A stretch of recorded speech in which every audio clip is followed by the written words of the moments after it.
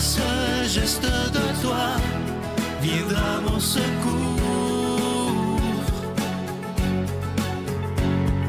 Viens semer dans mon âme le grain de l'amour.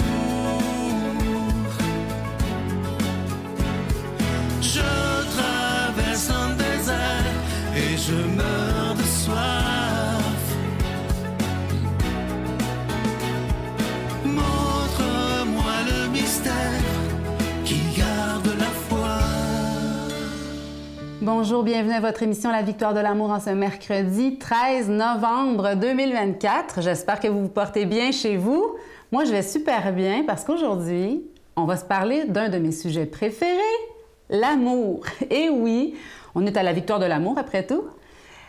Mais j'aimerais qu'on discute de quelque chose de délicat parce que vous et moi, en temps normal, on essaie de s'arranger pour mériter l'amour. Et c'est bien de faire des efforts pour être convenable, pour être charitable, pour faire le bien, c'est très bien. Mais l'amour, c'est gratuit. C'est gratuit.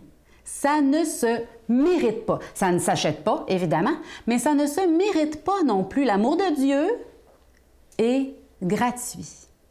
Et ça, c'est spécial.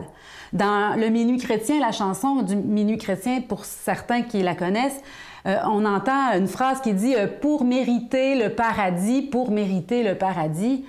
Et un jour, j'ai été choquée, j'en ai discuté avec d'autres amis qui ont la foi, et puis on était tous bien d'accord, et d'ailleurs, l'Église le dit, l'amour, ça ne se mérite pas. Le ciel, le paradis, l'éternité, l'amour infini de Dieu, sa miséricorde, ça ne se mérite pas, ça s'accueille. Et c'est là qu'on doit mettre un effort, à accueillir l'amour de Dieu. Accueillir l'amour de Dieu, bon, quand on fait une balade en forêt, puis que c'est beau, puis « oh, merci mon Dieu », quand on a une belle surprise, quand on fait une belle rencontre, quand on a un temps d'échange avec quelqu'un qu'on aime, « ah, merci mon Dieu », on goûte à l'amour de Dieu, on goûte à sa présence, on goûte à l'abondance de l'amour, c'est merveilleux.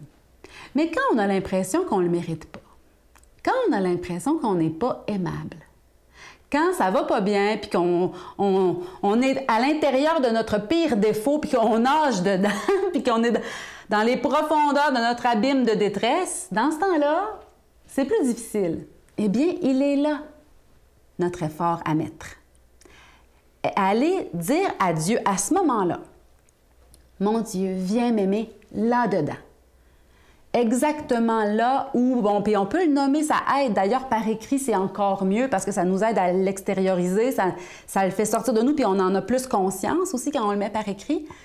Mettre par écrit, j'ai besoin que tu viennes m'aimer dans telle chose qui va pas bien, telle chose où j'ai de la misère à m'aimer moi-même, à aimer mon prochain, mon ami, ma soeur, ma voisine, mon époux, mon épouse. Nommons-le. Et ça aide. Et demandons à Dieu, Seigneur, viens m'aimer là-dedans. Parce que si je me laisse aimer, ce qui arrive quand je me laisse aimer, c'est que je découvre à quel point j'ai une grande dignité, je découvre ma valeur, à quel point je suis importante pour Dieu. Et à ce moment-là, il y a comme une liberté qui embarque, si vous voulez.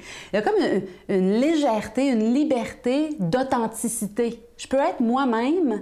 Tout devient plus léger. Les relations, les intuitions, je suis plus libre d'accueillir l'Esprit de Dieu, ses inspirations. Donc, je suis plus capable d'aimer aussi, puisque l'amour de Dieu, c'est lui, c'est l'Esprit de Dieu qui vient aimer par moi. L'essentiel, mes chers amis, c'est de se laisser aimer là où on n'est pas aimable. Comme ça, c'est l'amour qui vient nous laver, qui vient nous rappeler que malgré ma faiblesse, je suis aimée. Et à ce moment-là, c'est plus facile de s'améliorer, de faire les changements qui s'imposent pour aller mieux, pour aimer plus, pour aimer mieux. Vous voyez ce que je veux dire? L'amour de Dieu est gratuit, il est infini, il est éternel et il est pour vous, il est pour moi aujourd'hui. À nous de l'accueillir, qu'on le mérite ou non. De toute façon, l'amour de Dieu, il ne se mérite pas, il s'accueille. Un point, c'est tout. Notre Père qui es aux cieux, que ton nom soit sanctifié, que ton règne vienne, Que ta volonté soit faite sur la terre comme au ciel. Donne-nous aujourd'hui notre pain de ce jour. Pardonne-nous nos offenses, comme nous pardonnons aussi à ceux qui nous ont offensés.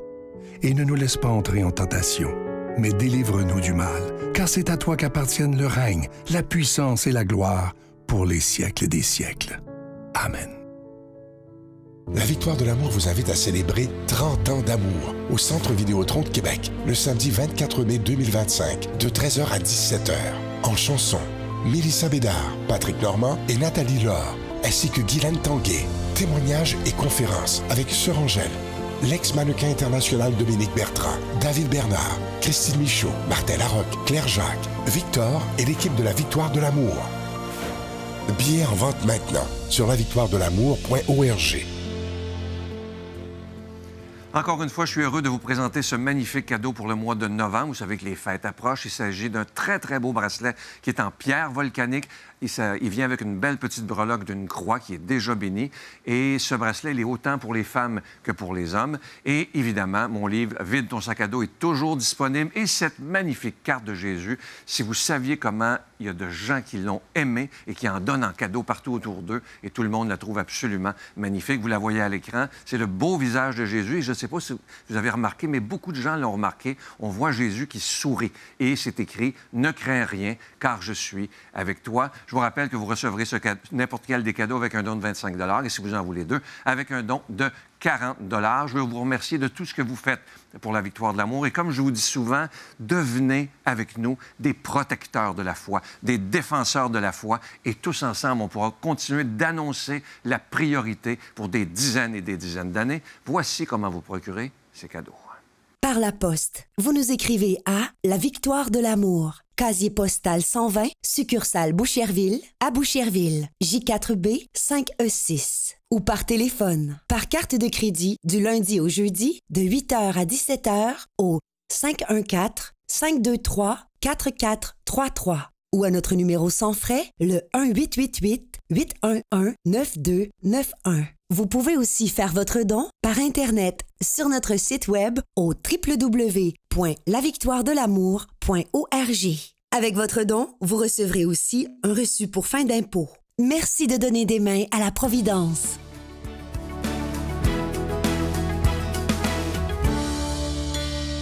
Mon Dieu, donnez-moi la sérénité d'accepter les choses que je ne peux changer, le courage de changer les choses que je peux et la sagesse d'en connaître la différence.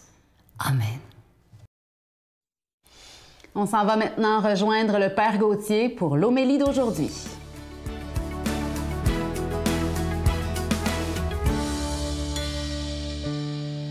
Bonjour chers frères et sœurs.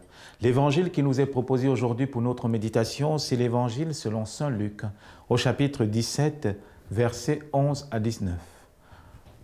Et dans cet évangile, c'est la guérison des 10 lépreux. Les 10 lépreux, c'est les lépreux qui vont trouver Jésus et qui demandent à Jésus de les guérir. Et vous connaissez la parabole des 10 lépreux, c'est sur les 10, il y a un qui est revenu pour rendre grâce. Et ce un, c'était les Samaritains. Bizarrement, ils n'étaient pas du peuple juif. Et donc Jésus fait comprendre cette parabole aux apôtres pour vivre quelque chose de plus grand. Mais en rencontrant les 10 lépreux, essayons d'abord d'analyser l'évangile. Vous savez, les lépreux à l'époque, c'était des marginalisés, c'est-à-dire des gens qu'on ne voulait pas voir dans la société, ceux qu'on n'aimait pas. Ils devaient marcher avec une cloche pour sonner. Et s'ils s'approchaient, on pouvait jeter sur eux des pierres. Et en fait, ces lépreux nous montrent quelque chose d'extraordinaire. C'est qu'au-delà de ce que les gens pensent d'eux, ils n'ont pas peur d'approcher Jésus-Christ.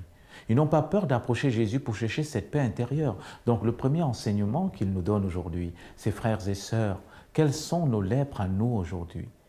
Quelle est la lèpre que je porte à l'intérieur de moi? C'est-à-dire cette attitude qui me ronge de l'intérieur, que j'ai honte du regard des autres. Cette attitude qui me ronge de l'intérieur, que ça me donne même un regard négatif sur moi.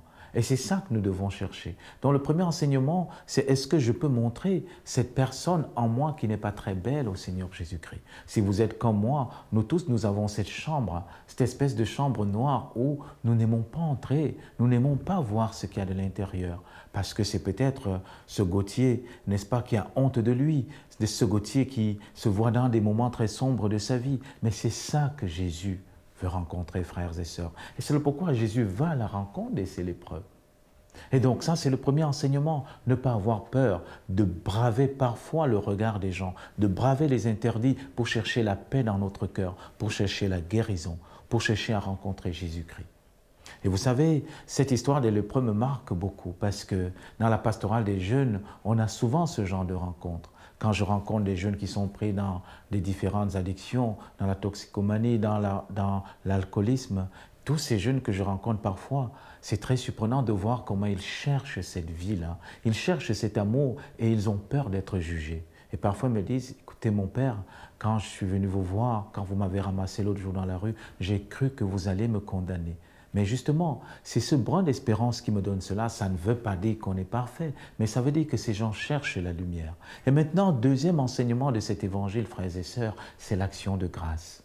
Est-ce que nous sommes reconnaissants, nous qui sommes bien portants, nous qui avons tout de ce que Dieu fait pour nous? Oui, je vois déjà beaucoup dire, mon Père, ce n'est pas toujours Dieu. C'est vrai, ce n'est pas toujours Dieu. Mais qu'est-ce qui fait que vous et moi, peut-être aujourd'hui, nous allons rentrer chez nous par rapport à ce père de famille qui est sorti de ce matin et qui ne va pas retourner, par rapport à cette mère de famille qui ne va pas voir son enfant ce soir parce qu'elle ne sait pas ce qui va se passer? Qu'est-ce qui fait que nous avons la chance qu'on se retrouve parfois le soir en famille? Qu'est-ce qu'on a payé pour avoir cela? Gratuitement. Dieu nous donne cette vie gratuitement. Aujourd'hui, nous nous sommes levés, nous sommes venus travailler. Combien sont ceux qui n'ont pas pu se lever ce matin, alors que hier, ils dormaient en paix, ils disaient au revoir aux leurs. Et vous voyez, il y a tant de raisons dans notre vie de pouvoir rendre grâce, de pouvoir dire merci, de pouvoir même simplement fêter la vie, frères et sœurs. Imaginez, si toutes les fois où nous passons à nous détester, à nous blesser dans nos familles, nous prenons ce temps pour rendre grâce. Combien de pas le monde, ce monde ne devrait-il pas être beau, frères et sœurs?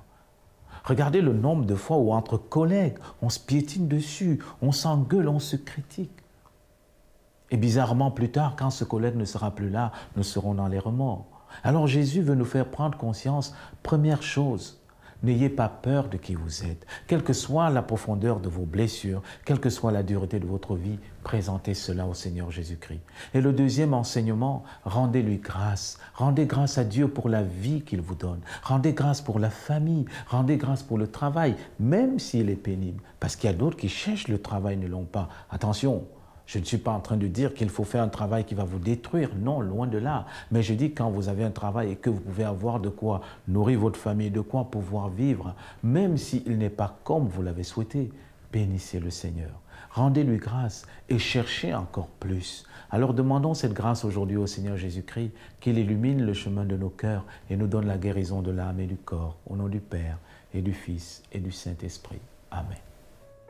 Je vous salue Marie, pleine de grâce. Le Seigneur est avec vous. Vous êtes bénie entre toutes les femmes, et Jésus, le fruit de vos entrailles, est béni. Sainte Marie, Mère de Dieu, priez pour nous pécheurs, maintenant et à l'heure de notre mort. Amen.